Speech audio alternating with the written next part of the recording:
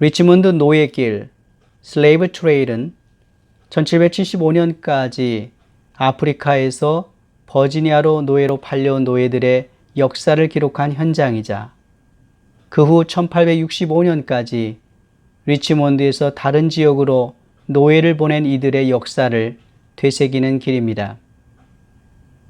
이 길은 1830년부터 1860년까지 동부 해안에서 가장 큰 노예 시장이 있던 제임스 강변 항구였던 맨체스터 강둑에서 시작됩니다. 그리고 노예를 경매했던 장소이자 지금은 인종 간의 화해를 이루자는 뜻에서 세워진 화해상이 있는 레콘실리에이션 스태츄로 이어집니다. 이어서 당시 리치몬드 노예 무역을 가장 활발하게 했던 로버트 럼킨이 노예들을 가두어 놓았던 노예 감옥, 그리고 흑인 노예 무덤을 지나 시민전쟁 전까지 아프리칸 아메리칸의 삶의 중심이 되었던 제일 흑인 침례교회까지 이어집니다. 서부 아프리카와 영국의 리버풀, 그리고 리치몬드를 연계한 삼각지의 노예 상인들은 단지 돈을 벌기 위해 하나님의 형상으로 지음받은 인간을 마치 물건처럼 동물처럼 취급하며 인권을 유린했습니다. 그 시리고 가슴 아픈 비극의 현장이 바로 노예의 길입니다. 영국의 리버풀에서 떠난 노예선의 가장 밑바닥은 햇빛도 제대로 들지 않을 만큼 어둡고 음습했습니다. 3피트 3인치 높이로 된 배 밑창은 두 공간으로 나누어져 있었습니다. 세로가 18피트이고 너비가 16피트인 곳에는 여자와 소녀들 226명이 발 디딜 곳이 없이 꽉 차 있었고, 세로가 40피트이고 너비가 20피트인 다른 방에는 남자들과 소년들 336명이 돌아눕지도 못할 정도의 좁은 공간에 갇혔습니다. 남자에게는 평균 23인치, 여자는 13인치밖에 허용되지 않은 좁은 공간에서 한 달 이상을 풍랑에 시달리면서 수많은 희생자들이 나오기도 했습니다. 그렇게 손목과 발목은 쇠사슬로 묶이고 목은 나무로 조여 얽어맨 채 대서양을 건넌 최소 30만 명이 넘는 노예들이 비참한 모습으로 맨체스터 강둑에 내렸습니다. 워낙 100길로 먼 길이라 대서양 바다를 건너면서 배에서 죽거나 도착한 지 얼마 지나지 않아 병으로 죽은 노예들도 많았습니다. 대부분 오랜 항해 때문에 지쳐서 반쯤은 굶주림에 허덕였습니다. 어떤 여인은 굶어서 죽은 아기를 품에 안고 이 길을 걸었습니다. Amazing Grace, 나 같은 죄인 살리신 주은혜의 놀라워란 찬양을 쓴 존 누튼은 전직 노예 무역선의 선장이었습니다. 그랬던 그가 예수님을 만나고 나 같은 죄인이라고 노래한 것은 빈말이 아니었습니다. 인간이 얼마나 악해질 수 있고 그리스도의 은혜가 없으면 얼마나 잔악해질 수 있는가에 대한 뼈저린 반성입니다. 크리올 사건은 1841년 11월 노예무역선 크리올에서 발생한 노예 반란 사건입니다. 1841년 가을 버지니아주 리치몬드의 존슨과 이퍼슨 컴퍼니가 소유한 크리올 배는 루지애나주 뉴올리언스에서 판매하기 위해 리치몬드에서 135명의 노예를 운송했습니다. 크리올은 리치몬드에 103명의 노예를 태우고 가다 버지니아주 햄턴 로드에서 또 다른 32명을 태웠습니다. 대부분의 노예는 존슨과 이퍼슨이 소유했지만 26명은 크리올 승객 중 한 명인 노예 상인인 토마스 맥칼고가 소유했습니다. 배에는 많은 담배와 10명의 승무원, 선장의 아내, 딸 및 조카, 노예 상인을 포함한 4명의 승객, 그리고 상인의 8 노예가 있었습니다. 1840년 캐나다로 탈출했지만 그의 아내 수잔을 찾아 버지니아로 돌아왔을 때 체포되어 팔린 노예 메디슨 워싱턴은 뉴올리언스로 배송된 사람들 중 하나였습니다. 1841년 11월 7일 워싱턴과 18명의 다른 남성 노예는 반란을 일으켜 승무원을 압도하고 노예 상인 중 한 사람인 조날 히에를 죽였습니다. 배송장인 로버트 앤서는 여러 대원과 함께 부상을 입었지만 살아남았습니다. 노예 중 하나가 심하게 다쳤고 나중에 죽었습니다. 문제는 그 다음부터였습니다. 반란을 일으켰지만 어디로 가서 자유를 얻을 것인가? 누구는 리베리아로 가자고 하고 누구는 영국 서인도 제도로 가자고 했습니다. 그러다가 1841년 11월 9일 바하마인들이 있는 나소에 도착했습니다.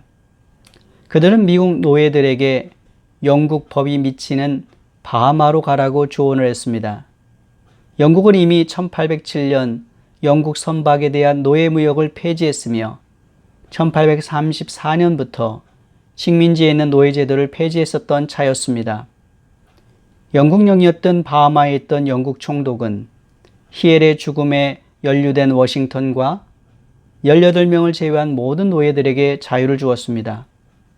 1842년 4월 16일 나소의 해군 법원은 워싱턴을 포함하여 살아남은 17명의 기소자들을 석방하고 풀어주라고 명령했습니다. 총 128명의 노예가 자유를 얻었으므로 크리올 반란 사건은 미국 역사상 가장 성공적인 노예 반란이 되었습니다. 이와 반대로 비참한 최후를 맞은 노예 해방 운동도 있었습니다. 게브리엘 프로스터는 1800년 버지니아 리치몬드에 실패한 노예 반란의 지도자였습니다. 1775년경 노예제도에서 태어난 게브리엘 프로스터는 버지니아 헬라이코 카우니의 토마스 H. 프로스터가 소유했습니다. 그의 반란 이전의 삶에 대해서는 알려진 바가 거의 없습니다. 프로서의 두 형제인 솔로몬과 마틴과 그의 아내는 모두 토마스 프로서의 소유였으며 모두 반란에 참여했습니다. 반란 당시 가브리엘 프로서는 24세, 6피트 2인치의 키를 갖고 있으면서 글을 읽고 쓸 수 있었고 대장장의 일을 했습니다. 그는 오늘날 사람들에 의해 계급 이상의 용기와 지성을 가진 동료라고 묘사되었습니다. 그는 모든 백인을 죽인 후 자신이 군주로 버지니아 왕국을 설립함으로써 리치몬드를 장악할 계획을 세웠습니다.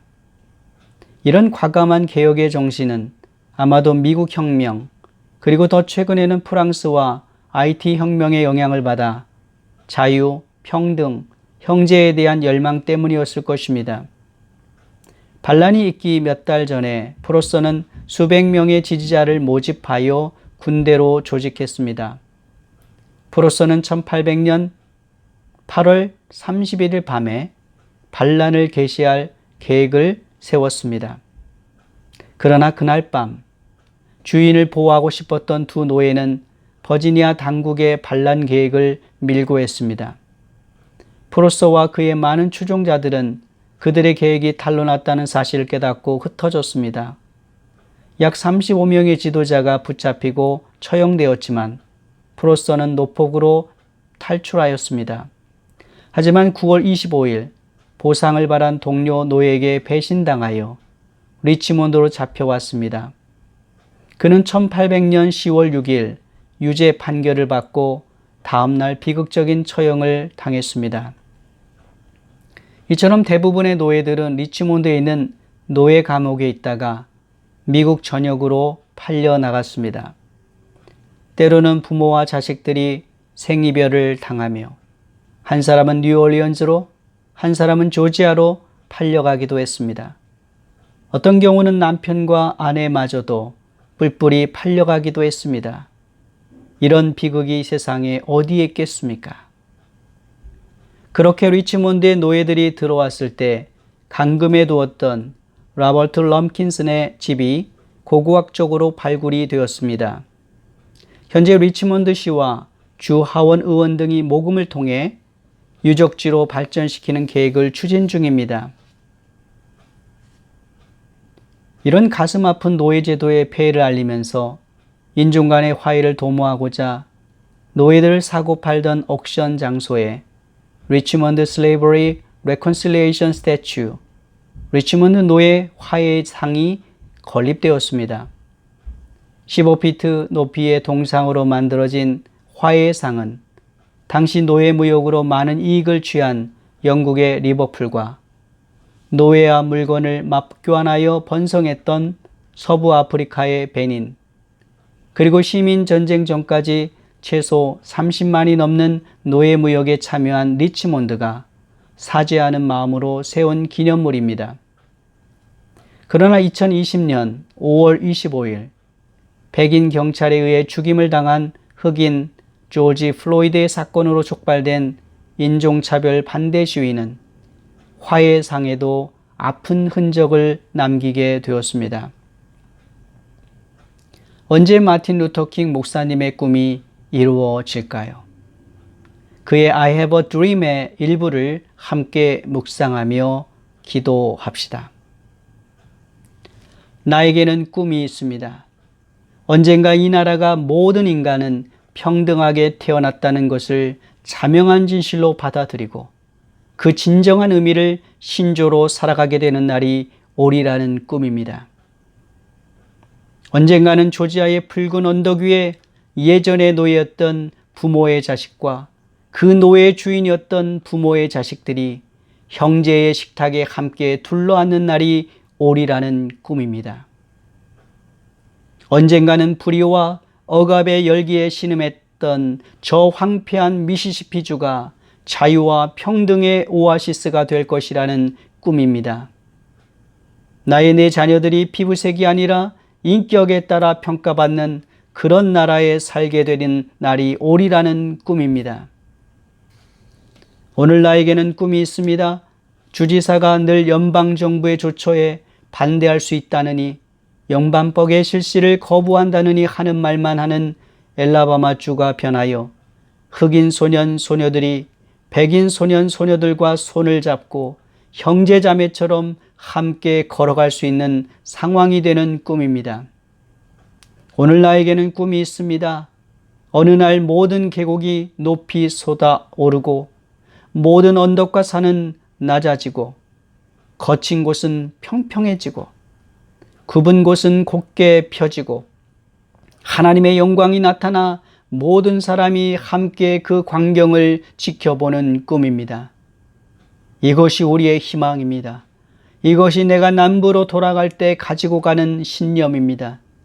이런 신념을 가지고 있으면 우리는 절망의 산을 개척하여 희망의 도를 찾아낼 수 있을 것입니다. 이런 희망을 가지고 있으면 우리는 이 나라의 이 소란스러운 불협화음을 형제로 가득 찬 아름다운 음악으로 변화시킬 수 있을 것입니다. 이런 신념이 있으면 우리는 함께 일하고 함께 기도하며 함께 투쟁하고 함께 감옥에 가며 함께 자유를 위해 싸울 수 있을 것입니다. 우리가 언젠가 자유로워지리라는 것을 알기 때문입니다. 그날은 하나님의 모든 자식들이 새로운 의미로 노래 부를 수 있는 날이 될 것입니다.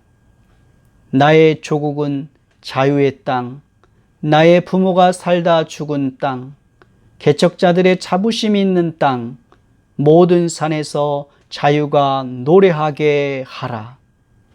미국이 위대한 국가가 되려면 이것은 반드시 실현되어야 합니다. 할렐루야.